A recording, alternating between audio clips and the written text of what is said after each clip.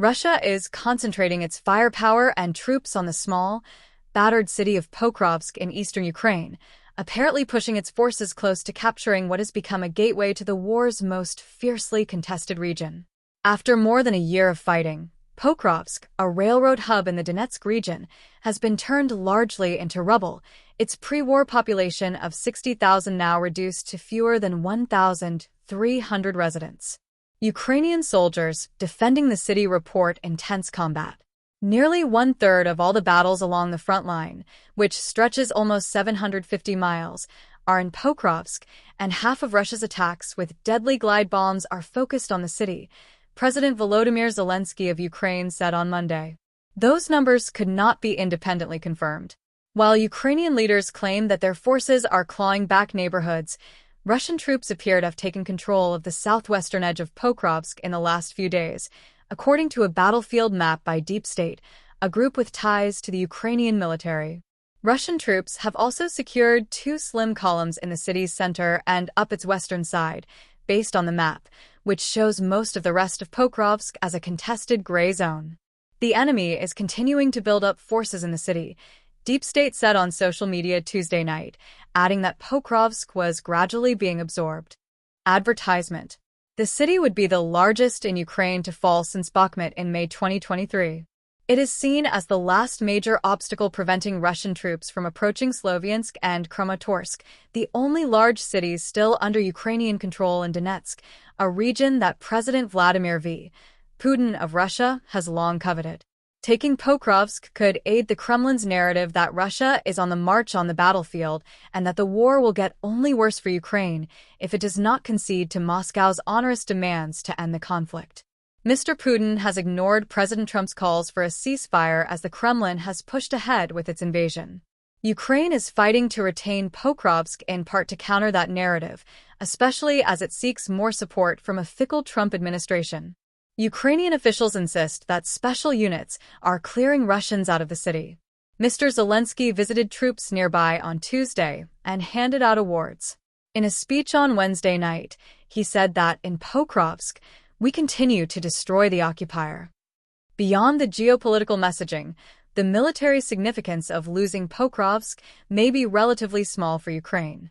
Russia's incremental advances have come at an immense cost. While Ukraine wants to hold on to Pokrovsk, military commanders argue that the large losses it is inflicting on the Kremlin's troops there will hurt the Russian war effort more broadly. What's remarkable about Pokrovsk is that Russian forces have taken so long to achieve what was a top priority for Putin, said Laura Cooper, a senior official in the Pentagon during the Biden administration who is responsible for Russia and Ukraine. This throws cold water on any forecast of a quick conquest of Donetsk. Mr. Putin has made clear since he started to foment a shadow war in eastern Ukraine in 2014 that he wanted all of Donetsk and the neighboring Luhansk region. He has not succeeded even after launching, in February 2022, the deadliest war in Europe since World War II. A Russian summer offensive this year, aimed at capturing all of Donetsk, ended with limited gains. Combat in Ukraine has turned into a slog through cement paste. In open areas along the battlefront, drones make it too deadly to move in a zone up to 15 miles wide, referred to as the kill zone.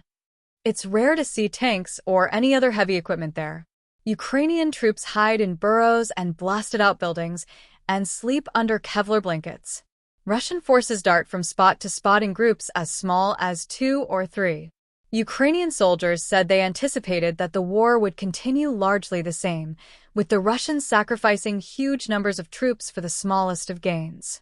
In all, nearly 1 million Russians have been killed or wounded in the war, according to a recent study, more than twice as many as the number in Ukraine. The enemy will continue to move forward bit by bit, said Lieutenant Colonel Arsen Dmitruk, the first deputy commander and chief of 1st Corps Azov. Still, what is happening in Pokrovsk highlights a major problem for Ukraine. It does not have enough soldiers. The front line has turned in part into a game of whack-a-mole, where Ukraine moves battalions or brigades to counter Russian incursions, and the Russians then take advantage of any gap in the line. Mr. Zelensky said late last month that Ukrainian forces were outnumbered 8-1 in the area around Pokrovsk. As Russian forces encroach on the city, Deep State, The mapping group warned that the neighboring town of Myrnohrad, to the east, could be cut off from Ukrainian troops. "We are still continuing to fight in the Myrnohrad area," said Volodymyr, 26, a company commander of an air assault brigade who used only his first name, in keeping with military protocol. "If Pokrovsk fell, then we would have a collapse too." Pokrovsk is less than 50 miles from Kramatorsk, with Sloviansk just to the north. Those fortress cities are also under a new threat. They can now be reached by Russian attack drones, a development that in other cities has made driving to the store or riding a bike potentially fatal for civilians. Irina Bondarenko, 24, said she planned to leave Sloviansk as soon as she could, in part because of the attack drones. "When you hear one, it first buzzes and then immediately goes right into you, or into some car. It's very frightening," said Ms. Bondarenko, the mother of a 3-year-old. "It flies close, and that's it." As the war has settled into a deadly grind for Russia, it has been sending small teams of men, even just 1 or 2, on foot to try to sneak past Ukrainian lines, hiding in forests or grass. That kind of movement will be much tougher in winter, when the bare trees offer little cover from drones and Russian soldiers face long bone-chilling hikes. But if enough of these small groups can gather in a town or city, they try to attack. In early August, Russians made a surprise incursion near the town of Dobrapilya, about 13 miles north of Pokrovsk. They managed to push about 8.5 miles north in 2 long columns that resembled rabbit ears. The goal appeared to be to encircle Pokrovsk and cut off Kramatorsk and Sloviansk, right as Mr. Trump was trying to broker a peace deal in the war. Ukraine moved some of its best fighting units near Dobrapilya and severed the rabbit ears. But those reinforcements came from places like Pokrovsk and Kupiansk in the northeast. Small Russian groups then started moving into those cities, finding the gaps, according to Ukrainian soldiers and military analysts. One of the key precipitating factors that led to the deterioration of the situation in Pokrovsk was Russia's advance east of Dobrapilya in August, said Rob Lee, a senior fellow at the Foreign Policy Research Institute who recently visited the front line. By late September, the territory outside Pokrovsk was a wasteland of charred vehicles and buildings. Drones crept through the ruins of the city and peeked into basements, searching for targets. A Ukrainian National Guard platoon commander, who goes by the call sign Consul, described a battle that played out over different floors of the same building. "Our guys were on the first floor, and the Russians on the second, and nobody knew about the other," he said. "It's just crazy."